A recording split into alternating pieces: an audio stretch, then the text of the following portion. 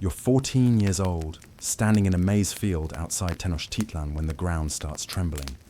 Not an earthquake, something worse. War drums. The sound rolls across the valley like thunder, and your stomach drops because you know what's coming. Aztec warriors don't just raid for gold or territory. They raid for people. For you. Your father grabs your arm, pulls you toward the forest, but it's too late. Feathered shields flash through the corn stalks, obsidian blades gleaming like black fire. A warrior twice your size tackles you to the mud, binds your wrists with hemp rope. Your village burns behind you as they drag you away. Welcome to the worst career change in human history. The march to Tenochtitlan takes 3 days. Your feet bleed through worn sandals, but stopping means a club to the skull. Other captives shuffle beside you, farmers, potters, kids who were playing in streams when the world ended. The warriors don't speak to you. Why would they? You're not people anymore. You're currency.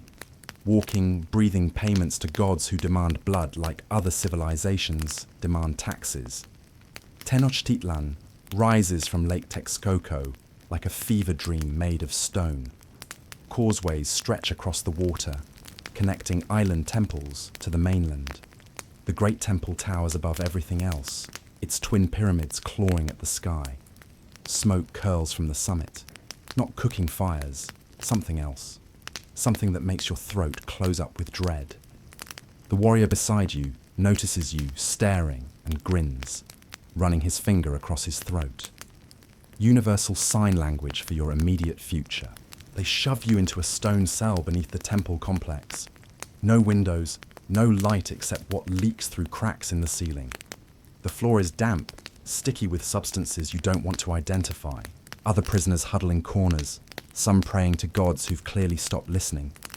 An older man, maybe 40, sits against the far wall. His eyes are hollow, like he's already dead inside. "First time?" he asks. You nod. He laughs, but there's no humour in it. "They've been saving me for Shumorpili, the new fire ceremony. Happens every 52 years. He counts on his fingers. 3 days left. Food arrives once daily. Thin gruel and stale tortillas. Barely enough to keep you alive, but that's the point. They don't want you dying of starvation before the gods get their turn. The guards are priests, heads shaved, ears pierced with jade plugs. They study you like livestock, checking your teeth, feeling your muscles. One priest makes notes on bark paper, probably calculating how much divine favour your death might purchase. Night brings worse horrors than hunger. Through the stone walls you hear the ceremonies above, drums pounding like giant hearts, voices chanting in Nahuatl, screams that start human and end something else entirely. The smell drifts down, copper and smoke, burning flesh and copal incense. Your cellmates don't sleep much, neither do you. Dreams are dangerous when reality might be worse. A young priest visits on your second day. He's different from the others, nervous, like he's never done this before. He brings clean water and actually looks at your face when he speaks. "Tomorrow is the ritual of Tlacaxipehualistli," he says softly. "The flaying of men. You'll be dressed as Zype Totec, the flayed god. Your blood turns to ice water. Flaying means they'll skin you alive, wear your flesh like a costume to honor their deity." The priest sees your expression. "It's an honor," he insists, but his voice wavers. "Your sacrifice ensures the sun rises, the rains come, the crops grow." You want to tell him that crops grew fine before the Aztecs existed, but insulting their cosmology seems counterproductive when you're scheduled for religious murder. The ceremony preparations begin at dawn. They bathe you in sacred pools, scrubbing away the grime of captivity with rough stone brushes that leave your skin raw and bleeding. The water runs red, which the priests take as a good omen. Everything's a good omen when you're determined to kill someone. They paint your body with blue and yellow pigments, transform you into a living representation of their god. Turquoise jewelry, golden earplugs, feathered headdresses worth more than your entire village. You're decorated like a festival float, except the parade ends with your heart getting ripped out. Other victims undergo their own preparations nearby. A woman chosen for Chalchutotalin gets painted green and white, adorned with jade beads. A child selected for Tlaloc wears blue and has his face painted with tears. Ironic, since he'll be crying real ones soon enough. The priests work efficiently, like butchers preparing cuts of meat, which in their minds is exactly what you are. The holding chamber fills with other decorated victims as the sun climbs higher. A merchant from Tlatelolco sits beside you, his chest painted with spirals that represent wind patterns. He's maybe 30, old enough to have seen this coming when the warriors surrounded his market stall. "My grandfather survived a flower war once," he whispers.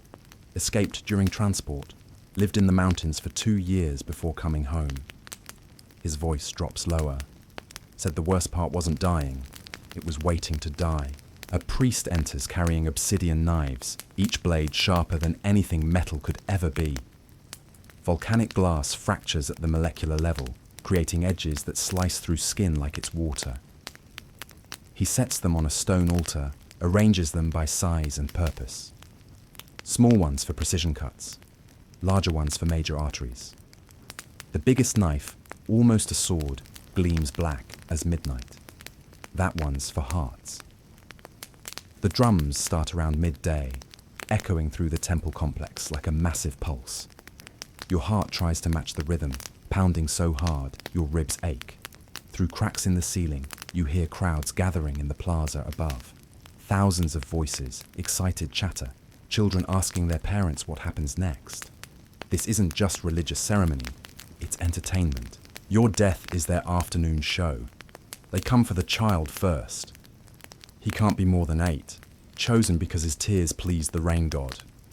2 priests lift him gently, almost tenderly, like parents carrying a sleeping toddler. The boy doesn't struggle.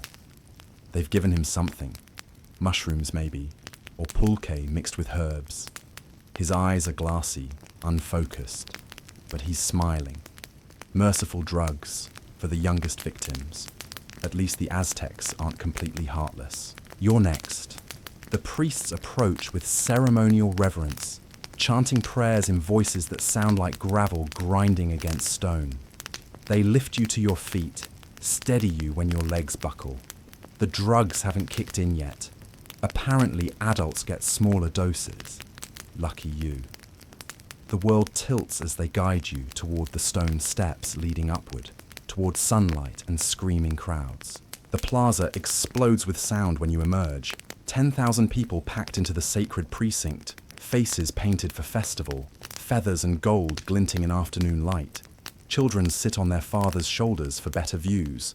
Vendors sell roasted corn and honey cakes, like this is a market day instead of mass murder. The crowd cheers when they see you, not malicious, but genuinely excited. In their minds, you're saving the world. The great temple looms above, twin pyramids dedicated to Huitzilopochtli and Tlaloc. Stone steps rise like a stairway to hell, each one carved with symbols you can't read, but somehow understand. Death, blood, sacrifice, divine hunger that never gets satisfied. Priests line the stairway, hundreds of them, chanting in harmonies that make your bones vibrate. Their obsidian knives catch sunlight, throwing reflections like tiny stars.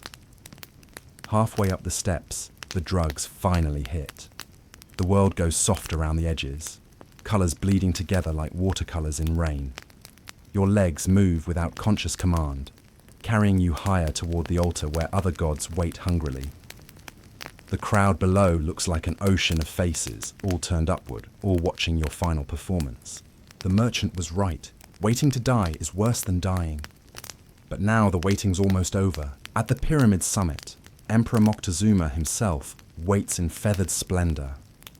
His headdress towers 3 feet above his head, each Quetzal feather worth more than your family's annual income. Gold plates cover his chest. Turquoise mosaics decorate his arms. He looks like a god wearing human skin, which might be exactly what he is. His eyes meet yours for just a moment. Not cruel, just distant. You're an insect to him, necessary but insignificant. The high priest raises his obsidian blade, black glass gleaming against blue sky. The crowd falls silent. Even the wind stops blowing. In this moment of perfect stillness, you realize something that almost makes you laugh. Your death will feed their god, ensure their harvests, keep their world spinning. They need you to die so they can live. For the first time since capture, you have power over them. Your last gift to the world will be keeping it from ending. The blade falls faster than thought, sharp enough to split atoms. Your last sensation isn't pain but surprise. How quick it all ends after so much build-up. One moment you're breathing, the next you're watching from somewhere else as your heart gets lifted toward the sky like a crimson offering. The crowd erupts in celebration, drums thunder across the valley, and priests begin their feast. Your body tumbles down stone steps. Just meat now, but somehow that doesn't feel like the end of your story. 500 years later, tourists snap photos where you died, buying souvenir obsidian blades that couldn't cut butter. They listen to guides explain how barbaric the Aztecs were, how civilized the Spanish conquistadors who replaced human sacrifice with smallpox and slavery. The irony would be funny if it wasn't so tragic. Your death fed their god for a day. Their civilization fed European gold hunger for centuries. But here's the thing about being sacrificial currency in history's bloodiest economy. At least you mattered. Your 14-year-old heart kept the sun rising, the rains falling, the world spinning for people who believed the universe ran on borrowed time. Not a bad legacy for a kid who just wanted to tend corn and maybe kiss the potter's daughter someday. So, next time someone complains about their morning commute or difficult boss, remember, at least nobody's planning to rip their heart out for divine favor. Though honestly, some days the Aztec afterlife might be preferable to Monday morning meetings.